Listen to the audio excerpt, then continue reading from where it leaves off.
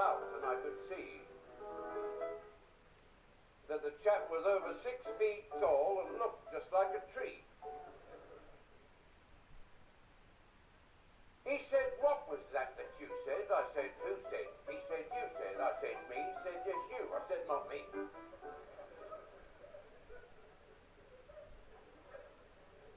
He said, "I'm half a mind to thrash you." I said, "Thrash you?" He said, "Thrash you." And I stood back there astounded at his flow of repartee.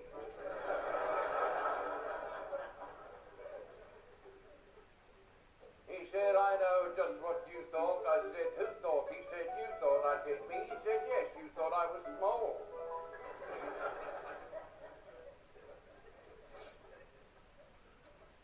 "So in future, be more careful." I said, "Bet your life I will be." Then he got back in his car, and that was all.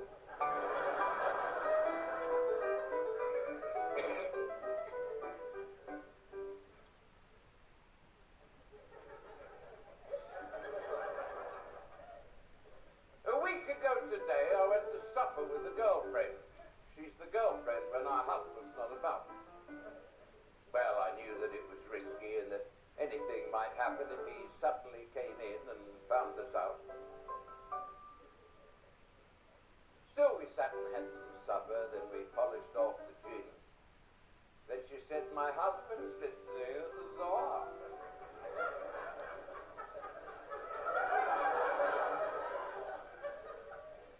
I said, "Let the blighter listen. Come on, let's have one more kiss. If he comes in here, I'll smash him on the jaw."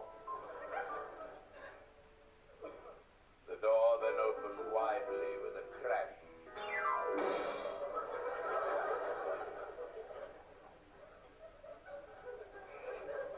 And he stood there like a giant as he curled his huge moustache. He said, "What was that you said?" I said, "Who said?" He said, "You." I said, "Yes, you."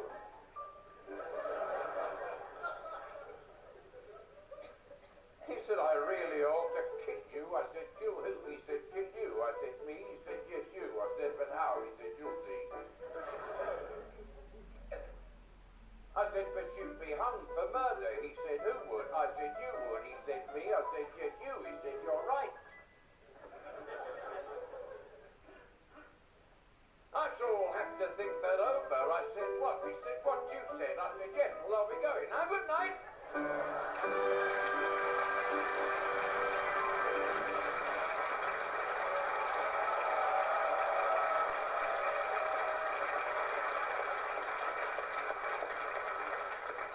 Now, tonight, ladies and gentlemen, I've had one or two requests from thousands of people.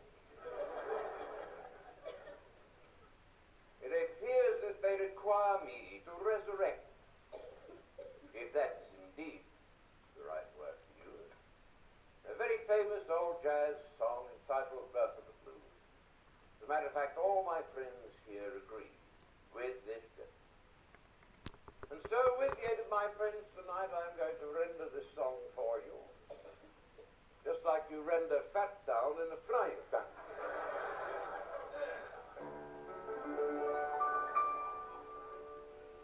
They took the breeze from the tree,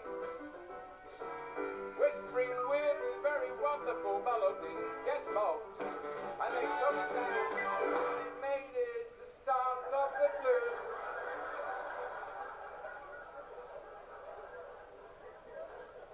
Here was me singing away with feeling in the bosom, giving it everything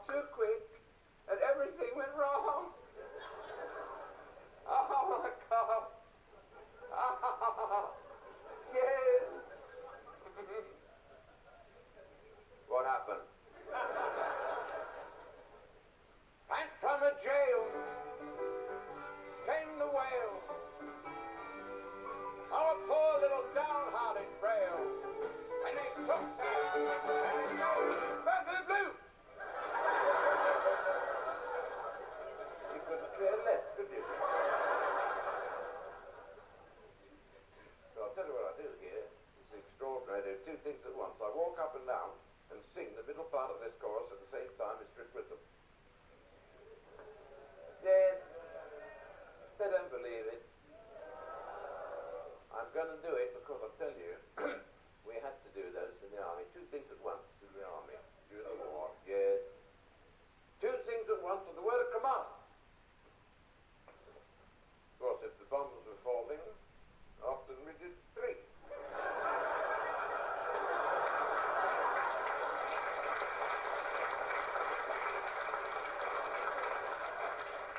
From the whippoorwill out on the hill, they took a new note, pushed it through a horn till it was worn into a lovely new blue note, and then they rehearsed it. Whoa, and then they gave them the news. Let the Southland gave back to the blues. The Southland gave birth to the blues.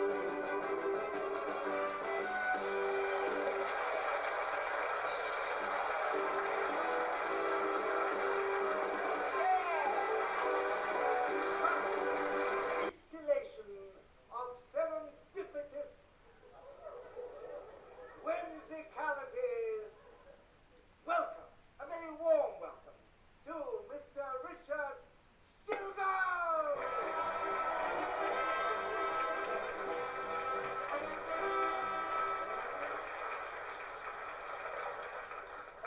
Thank you, good evening. Thank you very much. My name is... Got it. Thank you very much. Good evening, my name is Henry Irving. I want you, if you can, to take yourselves forward in time to 1903. For those of you who haven't got used to these newfangled ideas yet, that is 7:03. I ought therefore to tell you the news. It's just past 7 o'clock. For those of you interested in politics, you will have been worried about the goings-on in the Whig Party. Well, I have to tell you that after all the argy-bargy, finally the Whigs have split. And a very unpleasant sight it is, too. We may have to do away with the Whigs altogether, in fact, start again with a new centre party. I ought really to be brave, but I might fall off, see if I go out there. Well, like all this lot have. Oh no, that's what happened. All of these were big stars once, walked out down the catwalk, fell in. Now they all have to sit there pretending to be musicians. Now, I ought really to... I know you lot. You're the ones who sit up in the box going, this one's even worse than the bear.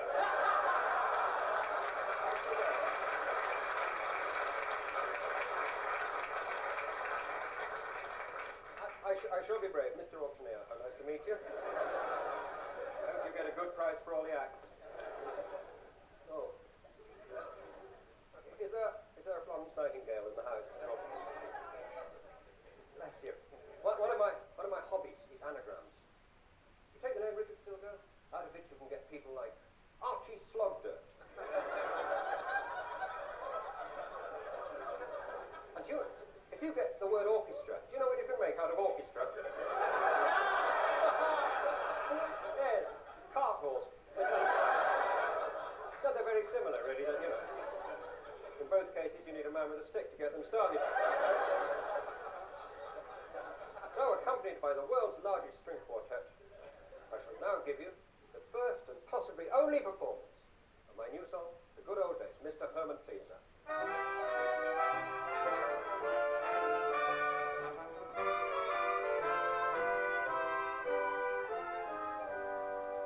My grandma used to tell me how when she was a young thing, the family would gather round the piano for a sing. There was then a violin solo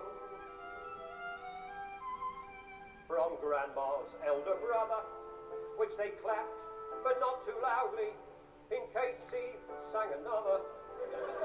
She said, it snowed each Christmas, and the poems used to rhyme, and the buses had conductors, and they came one at a time. How happily my grandma used to sigh.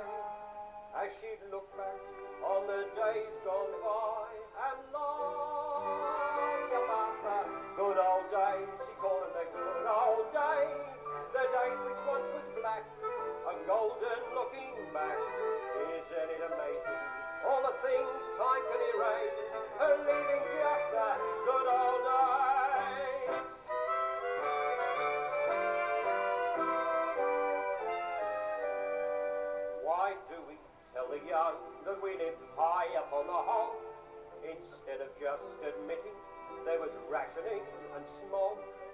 The stuff I tell my kids about my youth is just as wrong. How my side won each game 3-0 and the beer was twice as strong.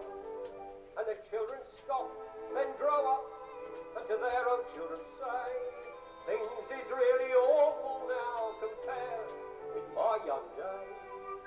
Course they don't like looking back as much as me. Nostalgia isn't what it used to be. Not in the good old days, I call them the good old days. The days which once was black, a golden looking back. Isn't it amazing, all the things time can erase, leaving just the good old days. Let's hear it for the good old days. They call it the good old days. Today which we malign, tomorrow will look fine. So when somebody rambles on the golden days of yore, make him put a sock in it, don't let him be a bore. We'll hear it anyway, because it all won't be long before these